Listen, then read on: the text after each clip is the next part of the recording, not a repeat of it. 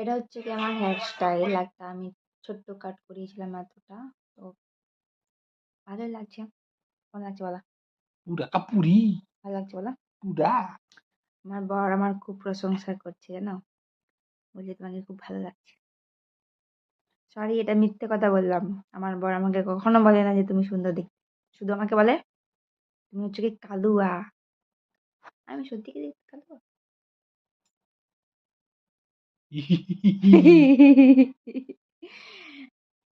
ও কালুয়া আমার চেয়ে।